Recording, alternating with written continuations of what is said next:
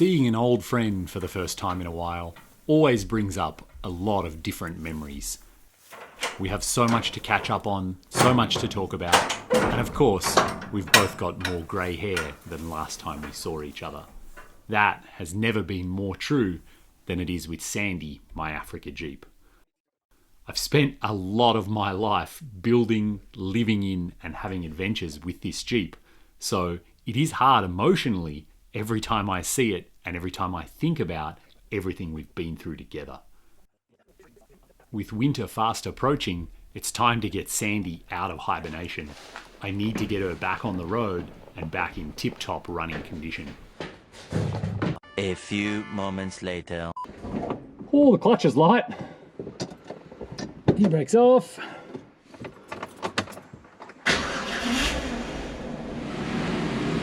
There we go, fired straight up. No problem.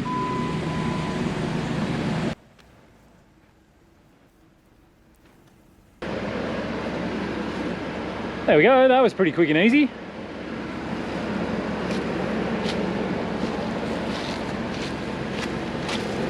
Still got winter tyres, lots of tread.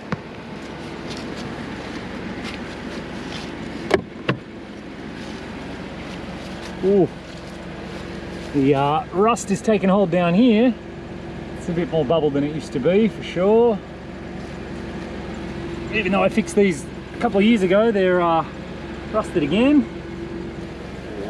Yeah, I sanded them way back and painted it and made it all fancy looking. I did that though, I know too. This is all. Oh, that spare tyre looks pretty rusty.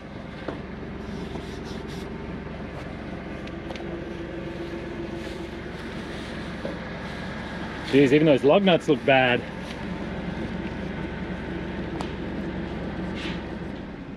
So here we are, back behind the wheel of good old Sandy.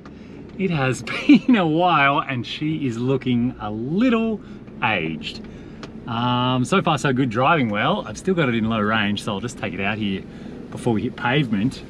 Gee, the clutch is light. It's going to take some getting used to, and I imagine it's going to feel particularly gutless once I get out on the highway. After driving the diesel Wrangler and after driving the Gladiator so much in Australia. But there is one major piece of work that I need to achieve, and that is that this Jeep is developing death wobble. So for anyone who has never seen or never experienced, death wobble is an amazing thing that some solid axle vehicles do, and Jeeps are notorious for it. Something about the front suspension geometry causes it to vibrate and shake the steering wheel really badly. And it only does it at certain speeds, and it only does it under certain conditions. And typically, it's a sign, I'm just watching for traffic, it's a sign that something is really, really worn in the steering, or something is out of balance, or something's bent, you know, something like that. So let me get up to some speed and I'll show you what it looks like. It's a little bit scary, but I kind of know when it's going to happen, and to stop it happening, all I have to do is slow down. Normally it'll do death wobble right around this speed, right on 90 k's an hour, 50 miles an hour, and I can feel the tyres wobbling a bit strangely, but it is not shimmying through the steering wheel badly today. Maybe it's fixed. I don't think so. I'll show you why it's death wobbling. Both ends of the tie rod are completely shot, so I'm going to put an entirely new one on there. I get one side off okay, and then I get completely stuck by the rusted on lug nuts, especially these security ones that I had installed for Africa. So I head over to my friend Mike's place, who's got all the air tools and all the experience, and with his expertise, we managed to get it off.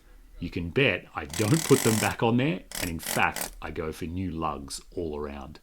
And here you can see one end of the tie rod. This is the boot projecting the ball joint.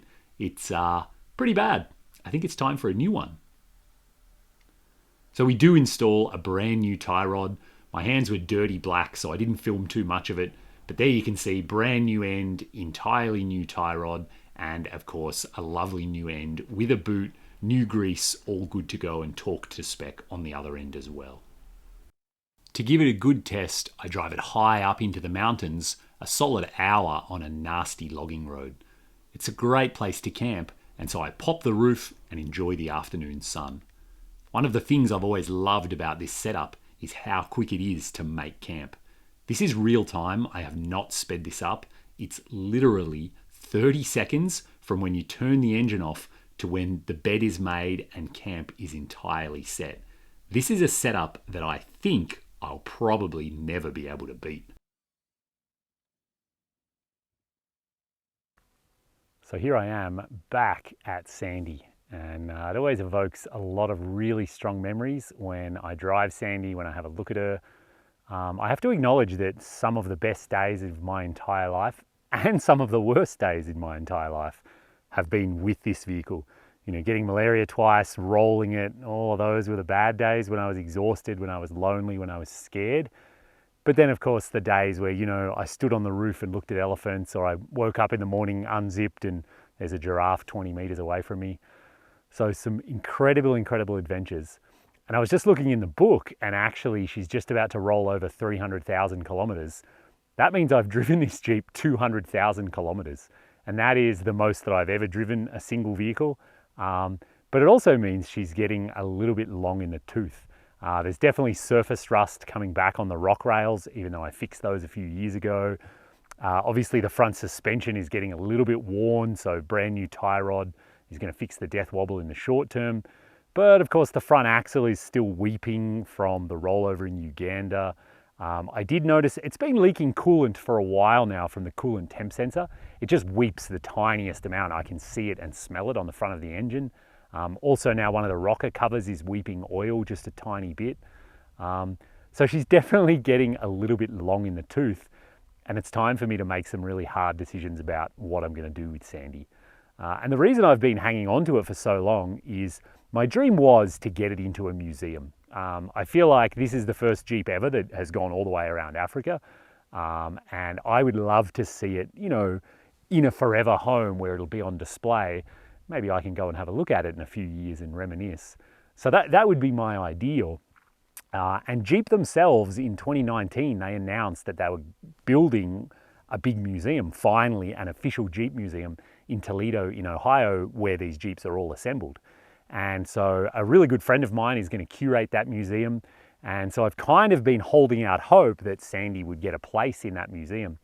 But it looks like now that museum's kind of on hold or uncertain again. So for whatever reason, Jeep can't organize themselves to figure out if they're actually going to do it or if they're just going to talk about doing it. So even if it does happen, I think it's still quite a few years away. And that's a problem for me. I've been paying to store Sandy. I don't have a garage. I don't have anywhere to keep it.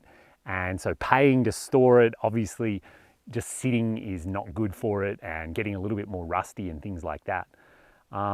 So at this stage, I think I have to accept the reality that it's time to move on and I need to sell Sandy. And I've also asked Peterson's Museum in LA. They're interested for sure, but they plan their exhibits years in advance, so there's no guarantee on when that might happen. But I'll put it out there, if you know of anywhere that you think would display this or would be interested in having it, please do throw a comment on this video, let me know. I am trying to find a home for it.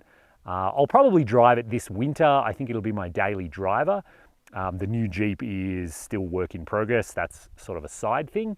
So I'll drive this all winter long. I'll work on some of the issues that I know need to get fixed. I'll slowly, clean it up, make it a bit better. And then come springtime, if I haven't found a forever home for it, I am going to sell it.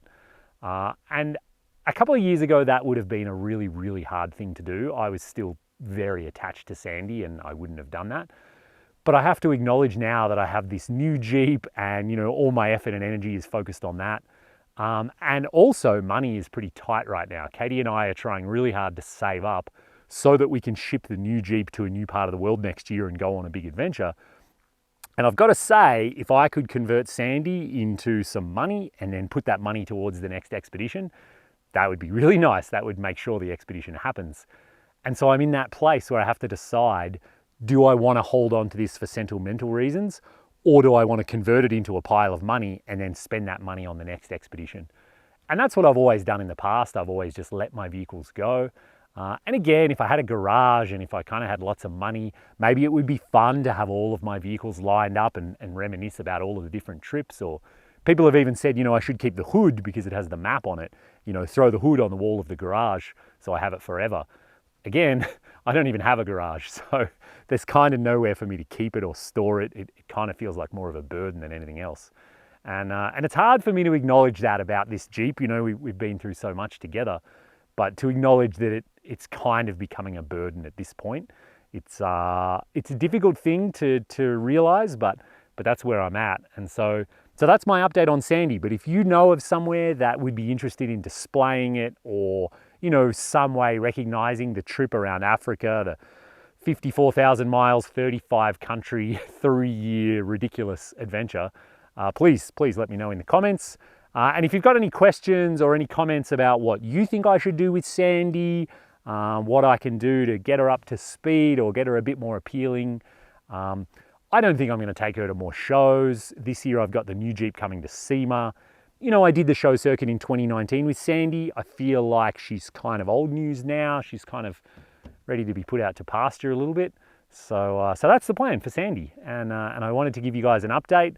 But yeah, got the winter tires on already, which is convenient because I never took them off, and it's going to start snowing here any day. So laziness pays off, it seems. And yeah, thanks again for watching. Thanks for any input, any comments, and thanks to my supporters on Patreon as well. They make all of this possible, and they're getting behind the scenes content. They got to see this video early. They know what I'm up to next year, where I'm off to in the world. They're getting all the updates on the new Jeep. And if you'd like to be a part of that, for as little as $5 a month, you can have a look over on Patreon and see what you get, benefits and perks and behind the scenes content. And so there's a link in the description. You can check that out. And as always, thanks for watching. Now that I'm up here in the mountains, I think I might go for a hike. I can see some glaciers in the distance, some snow-capped mountains. Go for a hike and then maybe camp up here and just spend another night in Sandy and take it easy. Have a campfire, read a book. Sounds pretty nice to me. Have fun, guys. Maybe I'll bump into you on the road.